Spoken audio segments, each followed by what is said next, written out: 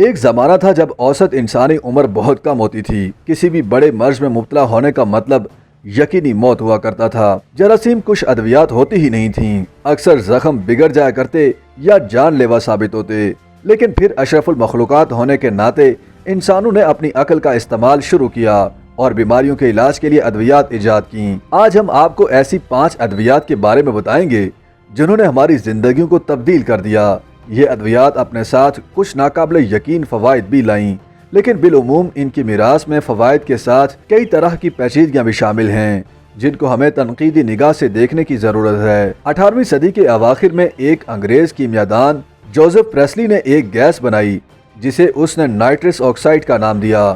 انگریز کیمیاءدان ہیمفری ڈیوی کا خیال تھا کہ اسے سرجری میں درد سے نجات کے لیے استعمال کیا جا سکتا ہے، لیکن اس کی بجائے بہت جلد یہ ایک تفریحی نشہ بن گئی۔ اس سلسلے میں اگلی بڑی پیش رفت 1834 میں ہوئی جب فرانسیسی کیمیاءدان جان بیپٹسٹ دوماس نے ایک نئی گیس کلوروفارم تیار کر لی۔ Scottish doctor James young Simpson نے 1847 میں اس گیس کو بچے کی پیدائش کے عمل کو آسان بنانے کے لیے استعمال کیا۔ جلد ہی کلوروفارم نامی بے ہوشی کی دوا کو سرجری کے دوران زیادہ وسیع پیمانے پر استعمال کیا جانے لگا۔ اس کے نتائج کافی حوصلہ افزا تھے۔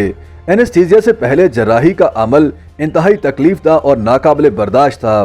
تصور کیجئے کہ ایک جیتے جاگتے شخص کے جسم کی تیز دھار آلات سے چیر پھاڑ کی جا رہی ہے اور پھر سوئی کی نوک سے ٹانکے لگائے جا رہے ہیں، یہاں تک کہ مریض اکثر درد کی شدت سے مر جایا کرتے تھے۔ لیکن کوئی بھی دوا جو لوگوں کو بے ہوش کر سکتی ہے وہ نقصان کا باعث بھی بن سکتی ہے۔ آج بھی بے ہوشی کے لیے استعمال ہونے والی ادویات خطرے سے خالی تصور نہیں کی جاتی، کیونکہ یہ اعصابی نظام کی بتی ہمیشہ کے لیے گل کر سکتی ہیں۔ 1928 میں اسکاٹ لینڈ کے ڈاکٹر الیگزینڈر فلیمنگ کے ساتھ جو کچھ ہوا وہ حادثاتی طور پر دریافت ہونے والی ادویات کے کلاسیکی واقعات کی ایک بہترین مثال ہے۔ فلیمنگ اپنی لیبارٹری کی میز پر اسٹریپٹوکوکس نامی بیکٹیریا کے کچھ نمونوں کو چھوڑ کر چھٹی پر چلے گئے۔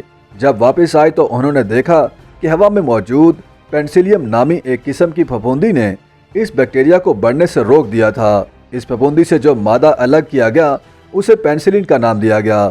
بعد ازاں آسٹریلوی پیتھولوجسٹ ہاورڈ فلوری اور ان کی ٹیم نے پینسلین کو مستحکم کیا اور اس اینٹی بائیوٹک دوا کا پہلا انسانی تجربہ کیا۔ امریکہ کی مالی اعانت سے پینسلین کو بڑے پیمانے پر تیار کیا گیا جس نے دوسری جنگ عظیم کا رخ بدل دیا۔ اس کے استعمال نے ہزاروں فوجیوں کی جانیں بچا لیں جو پہلے زخمی ہونے کے بعد انفیکشن کی وجہ سے مر جایا کرتے تھے۔ اسی طرح نائٹرو گلیسرین کی ایجاد 1847 میں ہوئی تھی جس نے دنیا کے سب سے طاقتور دھماکہ خیز مواد کے طور پر بارود کو پیچھے چھوڑ دیا تھا، لیکن بعد میں پتہ چلا کہ یہ تباہ کن مواد سینے میں درد کا باعث بننے والے دل کے مرض انجائنا کا علاج ہے۔ لندن کے معالج ولیم موریل نے خود پر نائٹرو گلیسرین کا تجربہ کیا اور پھر اسے انجائنا کے مریضوں پر آزمایا جس سے انہیں فوری آرام مل گیا۔ نائٹرو گلیسرین نے انجائنا میں مبتلا لاکھوں لوگوں کے لیے نسبتاً معمول کی زندگی گزارنا ممکن بنایا۔ اس نے بلڈ پریشر کم کرنے، دل کی دھڑکن معمول پر لانے اور خون میں کولیسٹرول کی مقدار گھٹانے والی ادویات سمیت کئی دیگر دوائیوں کی بھی راہ ہموار کی۔ ان ادویات نے مغربی ممالک میں زندگی کو بڑھایا اور اوسط عمر میں بھی اضافہ کیا۔ 1920 کی دہائی کے اوائل میں آسٹریا کے سائنسدان لوڈوگ ہیبرلینڈ نے ایک تحقیقی مقالے میں بتایا کہ کس طرح جانوروں میں ہارمونز کے اتار چڑھاؤ سے حمل کو روکا جا سکتا ہے۔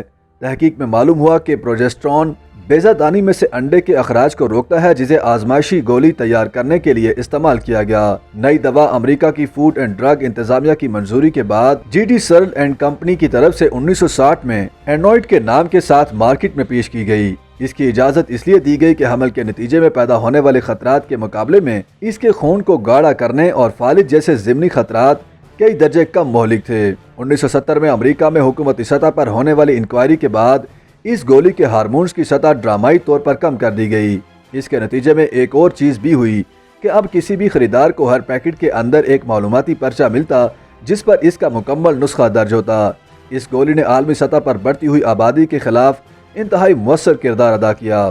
اعصابی نظام کو پرسکون کرنے والی ادویات کی ایک قسم بینزوڈائزاپین پہلی مرتبہ 1955 میں تیار کی گئی۔ دوا ساز کمپنی ہافمین لاروش نے اسے لیبریم کے طور پر مارکیٹ میں متعارف کروایا تھا۔